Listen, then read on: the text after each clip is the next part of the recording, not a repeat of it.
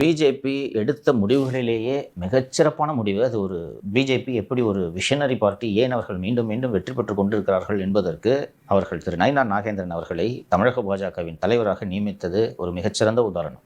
புரியுதா? நார்மலாக ஆர்எஸ்எஸ் பின்புலம் இல்லாதவர்களுக்கு இந்த மாதிரியான பதவி கிடைக்காது.